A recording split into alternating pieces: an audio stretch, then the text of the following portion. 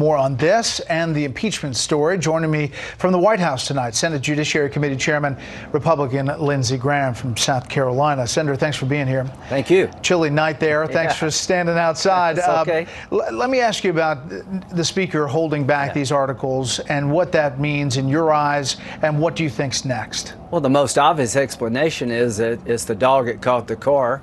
Buyer's remorse. They don't know what to do. Their assumption was that impeachment would sell with the American people. It's fallen apart. They have no case, and now they don't know what to do next. And this is a political stunt that's very dangerous. So I just met with the president, and he is demanding his day in court. Every American accused of a crime or wrongdoing gets their day in court, apparently, except Donald Trump. And if you believe the Clinton impeachment trial was fair, that's exactly the same type trial that will happen in the Senate with President Trump. But I just left President Trump. He's mad as hell that they would do this to him and now deny him his day in court. The reason they're denying his day in court is they know their case sucks. So what is the next step? You're saying he wants his day in court. How does that happen if the articles don't move over immediately at the beginning of January? Have everybody in America who believes in the rule of law. It's often used by my Democratic colleagues. Is the rule of law in America in place for Donald Trump? Everybody, including Donald Trump, should have their day in court. So I'm going to do everything I can to talk about this constitutional outrage, denying the president the constitutional roadmap laid out to dispose of impeachment. I think the political pressure on these 31 Democrats are going to be enormous.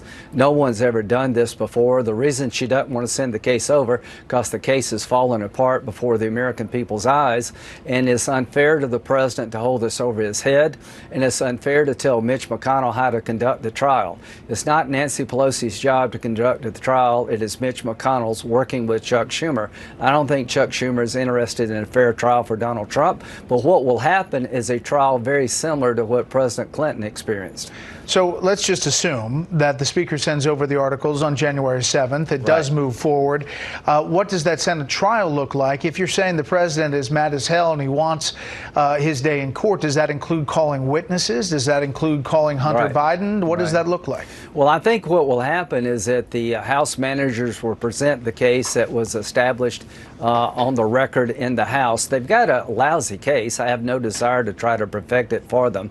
So what happened in the Clinton case is you took the record of trial from the House. The House managers, of which I was one, argued it was an impeachable conduct. The president's lawyers got to argue otherwise. Then there was a request for witnesses that was denied. There was not bipartisan support for witnesses in the Clinton trial, and we moved to a vote on the articles of impeachment. I think what's going to happen here is that they will bring over the impeachment articles, I hope. If they don't, it would be a constitutional outrage. We'll listen to the House's case. The president will weigh in on his side of the story, and witnesses will be denied because I think most senators are ready to get this over with.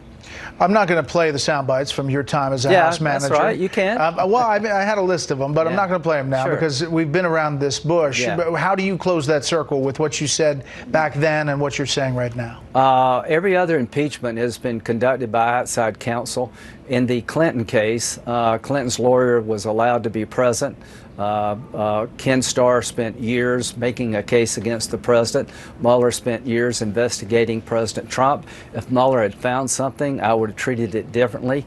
This is the first time in American history that impeachment was started in the Intel Committee. The president's lawyers were denied access to those hearings. He couldn't call witnesses. This thing is a sham. It is unlike anything known to the rule of law. You can't get a parking ticket based on what they did to President Trump. They're denying him rights to confront his accuser, to call witnesses on his behalf, to have counsel. This whole thing is a sham. I want it to end, but we will listen to the House's case. The president will be allowed to weigh in, then we're going to vote. The one thing I'm not going to do is support a motion to dismiss. I want this president to be acquitted. I think he will get every Republican's vote for acquittal, and I think he'll pick up some Democratic votes for acquittal. Here's Senate Minority Leader Chuck Schumer. It's the second one, guys in the booth, from today about the House case.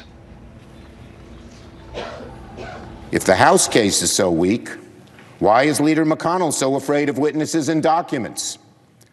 We believe the House case is strong, very strong. So Right. Are you worried at all about moderate Republicans that they may be targeting to change the rules if they get to 51 to call witnesses like Mick Mulvaney and John Bolton and others? Here's what I would say. If they were called, the president would claim executive privilege. I can't imagine any president in the future or in the past allowing the chief of staff, the national security advisor, to be called in atmosphere as a witness in an atmosphere like this. So he was denied his ability to invoke executive privilege. Instead of letting the courts decide whether or not it was a meritorious claim, they put an artificial time limit on this and charged him with obstruction of Congress. I don't think there's any appetite in the United States Senate to call a bunch of witnesses that would violate executive privilege, in my view. Chuck Schumer is not trying to be fair to the president. He's trying to put 4 or 5 senators in a political box. This is blown up in their face. Nancy Pelosi is refusing to send this over to the Senate because the case has fallen apart.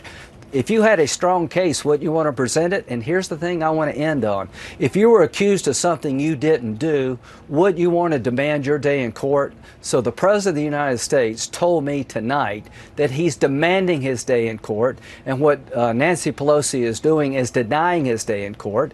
In the House proceedings, they denied him the right to counsel. They denied him the ability to confront his accuser. They denied him the ability to call witnesses on his behalf. And now they made the accusation they're denying him his day in court. Other than that, this has been a good proceeding for America. I get your point. From what you're saying and from what I'm hearing from the White House, he believes that politically he has the wind at his back when talking about impeachment and other things as the economy and other points. But when he goes to Michigan and goes after Representative John Dingell and Debbie Dingell, the current Congresswoman, what do you think that says, and did you talk to him about it? Well, number one, this joke is not funny. As to John Dingell, the person, President Trump made sure he got the respect he deserved from a lifetime of service. President Trump made sure that he got all the privileges that go with being a member of Congress. He called up his wife and said, "I'm sorry with the passing of John Dingell." Now, he made a joke last night. He said this same joke, made the same joke about John McCain. It is not funny. There's nothing funny about this, Mr. President. And did you tell him that today? Yeah. Now, I like the president, but I think his sense of humor doesn't play well here. When it comes to John Dingell, he made sure he was honored appropriately. He did admire John Dingell's service, but this joke last night, he's made it several times, is just not funny. You know, we're in a country really divided right now. Mr. President, you're doing a heck of a good job for the American people. You're making us safer. You're making us more prosperous. You've been on the receiving end of one outrage after another. I understand your frustration, but this doesn't help the cause. Senator Lindsey Graham from the White House tonight. Senator, thanks. Thank you.